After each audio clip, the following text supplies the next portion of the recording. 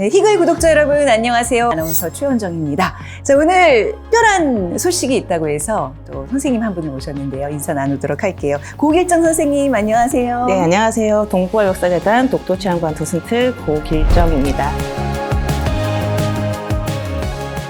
자, 오늘 이 타이틀 보고 영상 클릭하신 분들은 독도를 걸어서 간다고? 굉장히 솔깃하실 것 같아요. 독도는 하늘이 허락해야만 발을 디딜 수 있다. 3대가 덕을 쌓아야 입도할 수 있다. 이런 얘기들이 있는데 오늘 독도를 걸어서 가게 해주신다고요? 동부와 역사재단에서는 일상에서 독도를 만날 수 있는 독도 체험관을 운영하고 있는데요. 독도의 현재 역사, 자연, 미래의 모습을 모두 볼 수 있을 뿐만이 아니라 실제 독도의 모습을 100분의 1로 재현해 놓은 독도 대형 모형이 전시되어 있습니다. 따라서 독도를 가지 않아도 독도가 어떻게 형성이 되었는지 알 수 있고 또 독도 관련된 여러 가지 정보를 얻을 수 있죠. 독도와 관련된 설문조사를 예전에 본 적이 있는데 기회가 된다면 독도를 여행하고 싶다라고 답한 사람들이 94%나 되더라고요. 근데 더 중요한 거는 그 중에서 83%는 그 이후로 독도의 역사적 의미를 꼽았어요. 그 얘기는 이 독도가 단순히 관광의 의미는 아니란 얘기죠. 그렇죠. 그런 의미에서 더욱더 독도 체험관을 소개해드리고 싶은데요. 독도 체험관에서는 독도의 오랜 역사와 수려한 자연, 독도에 대한 전반적인 내용을 알 수 있습니다.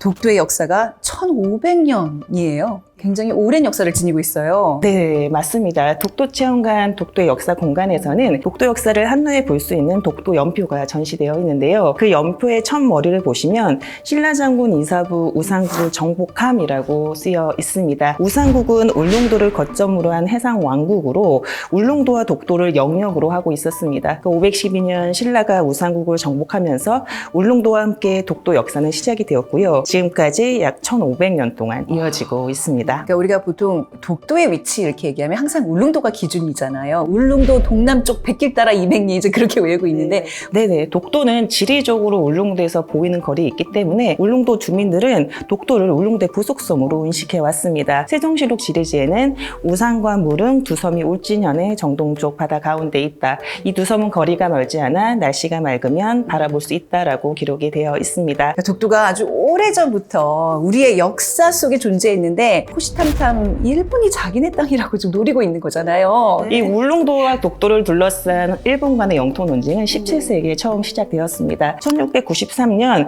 이 울릉도에서 고기잡이를 하던 안용복 일행과 일본 어부들과 다툼이 일어나면서 이 안용복과 박오두는 일본으로 끌려가게 되는데요. 일본의 눈통했던 안용복은 울릉도와 독도가 조선의 영토임을 강력하게 주장하게 됩니다. 그로 인해 일본 정부는 독도와 지리적으로 가까운 도토리번에 조사를 지시했고 이에 도토리번에서는 울릉도와 독도는 도토리번 소속이 아니다라는 답변서를 보내게 됩니다. 울릉도와 독도가 일본 섬이 아니라는 거죠. 이 일본 정부는 일본 어민들에게 울릉도는 일본 섬이 아니니 건너가지 말라고 합니다. 제가 알기로는 일본에서 1877년에 이 태정관지령 거기서 보면 독도는 일본과 아무 상관이 없다라고 얘기를 하고 있고 중요한 사실인 게 태정관이라는 게 당시 일본에서는 최고 국가 기관이었잖아요. 그만큼 공신력이 있는 증거입니다. 그런데도 불구하고 일본은 러일 전쟁 시기 독도를 눈여겨봅니다. 일본은 군사적으로 중요한 곳에 러시아의 함대의 동량을 감시할 수 있는 망루를 설치하게 되는데요. 전국적으로 20여 곳, 울릉도에 또 3곳, 독도에도 1곳 망루를 설치하고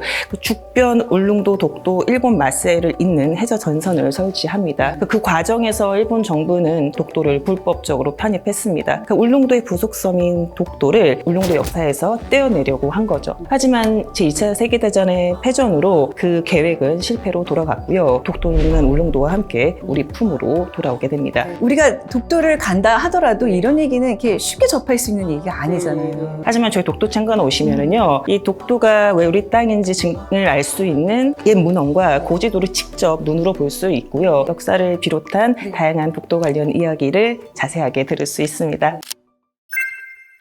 근데 독도가 우리에게 굉장히 의미 있는 거는 이런 역사적인 가치도 있지만 사실 광복 후에는 우리 어민들의 그 생계 기반이었잖아요. 독도는 해양 자원이 풍부해서 1945년 광복 후에 다시 우리 어민들은 독도로 주업을 나가서 생계를 유지할 수가 있었고요. 제주 해녀분들도 독도에 건너가서 2, 3개월 머물면서 미역을 채취하며 살았습니다. 그 와중에 비극적인 사건이 일어나잖아요. 미군의 독도 폭격 사건. 너무 안타까운 일인데요. 해방 후 전후 강원도 및 울릉도 등지의 어민들이 독도와 그 주변 해역에서 어로 활동을 하고 있을 당시에 미국은 독도를 폭격 연습장으로 이용하고 있었습니다. 하지만 미군정은 이 사실을 우리 주민들에게 알리지 않았고 결국 이 독도에서 조업하던 우리 어민들이 미군군 비행기 폭격 연습으로 사망하는 일이 있었습니다. 이런 비극적인 일이 일어난 후에도 1953년에 일본이 또 여러 차례 독도에 기습적으로 불법적으로 상륙하는 일도 있었죠. 네. 그래서 우리 정부에서는 독도에 등대를 설치하고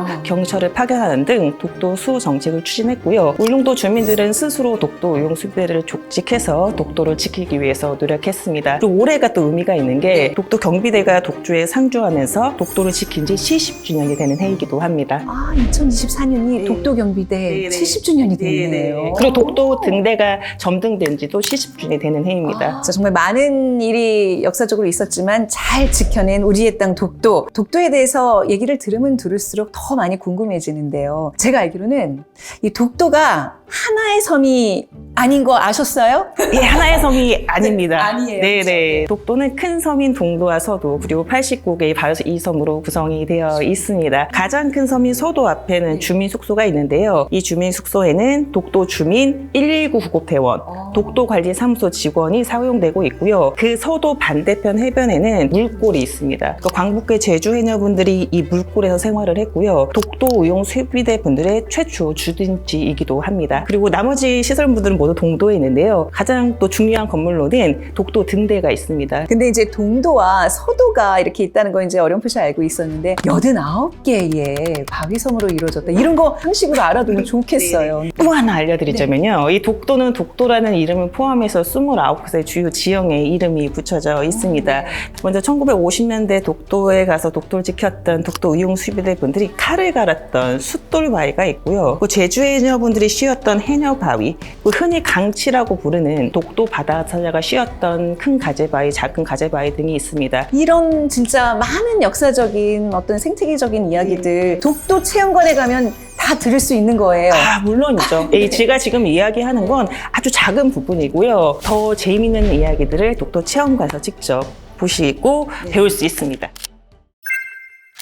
정말 우리가 알고 있는 거는 빙산의 일각이라고 할 수 있겠네요. 네. 우리가 보는 독도의 모습도 빙산의 일각입니다. 직접 가서 보시면 독도가 그렇게 크지가 않아요. 근데 그 아래 해수면 아래에는 높이가 2,000m나 되는 거대한 독도 해상이 있습니다. 독도를 흔히 이제 동해 갈라파고스라는 얘기를 하는데 그만큼 또 많은 생물들이 또 생태계를 이루고 있다는 얘기잖아요. 어떤 동물들이 살아요? 독도는 단 한 번도 한반도와 연결되어 본 적이 없기 때문에 독특한 생태계를 구성하고 있고요. 그 안에는 다양한 생물들이 공존하고 있습니다. 그 사계절마다 색이 있는 것 같아요. 독도에 봄이 되면 독도에 찾아오는 새가 있습니다. 괭이갈매기인데 이 괭이갈매기는 독도 전 지역에 둥지를 틀고 대규모로 번식하는 새이고요. 그 육지에는 울릉도와 독도에서만 볼 수 있는 섬괴불나무와 100년 넘게 독도에서 자라고 있어서 천연기념물로 지정된 사철나무가 있어요. 그리고 바다에서는 이제 꽁치를 볼 수 있는데요. 이 꽁치는 물 위에 둥둥둥 떠다니는 해조류에 몸을 비비면서 알을 낳고요. 그 해조류에 붙은 꽁치알을 배고픈 괭이갈매기는 이제 경쟁하듯 낚아챕니다. 그리고 여름이 되면 바다제비가 굴을 파서 둥지를 틀고요. 땅새송아가 물이 지어 피어나면서 노란색 꽃을 볼 수가 있고요. 그 바다에서는 난류를 따라서 올라온 그 파랑돔이 독도 바닷속을 더욱 화려하게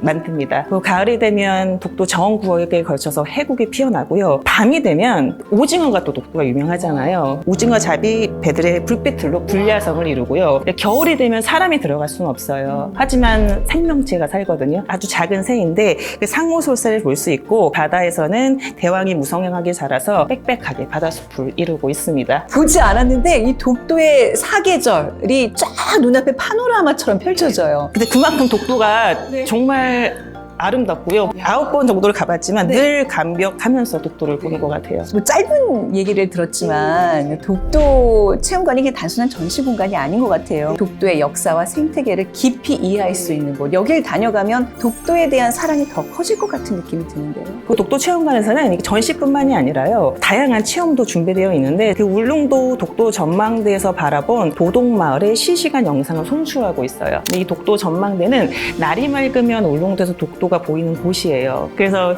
이 CCTV를 통해서도 독도를 보신 분이 있어요. 독도 체험관에 방문하시는 관람객분들도 이 울릉도에서 보이는 독도를 경험해 볼 수 있기를 기대합니다. 얼른 가봐야 되겠다는 생각이 드는데 관람 정보 좀 조금 더 자세히 알려주세요. 독도 체험관에서는 다음 세대들에게 독도에 대한 가치와 의미를 전달하기 위해서 다양한 프로그램을 운영하고 있고요. 네. 정부의 활동을 비롯해서 독도에 관련된 여러 가지 자료들을 찾아볼 수 있도록 키오스크도 운영하고 있습니다. 굉장히 중요한 말씀을 하셨어요. 독도는 어떤 지나간 역사에 묶여 있는 게 아니라 미래 세대를 위한 공간이다.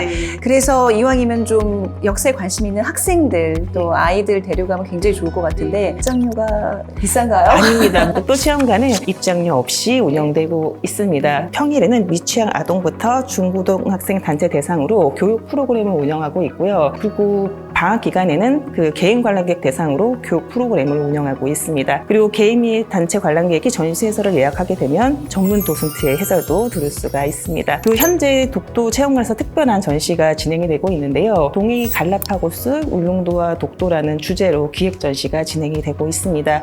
백문이 불여일견이라고 좋은 경험이 되실 것 같아요. 더 늦기 전에 얼른 찾아가 주시고요. 자, 희글 영상 오늘 여기까지고요. 구독과 좋아요 잊지 마시고 또 소통을 위한 댓글도 많이 남겨주시기 바랍니다. 자, 오늘 함께 해주셔서 고맙습니다. 안녕히 계세요.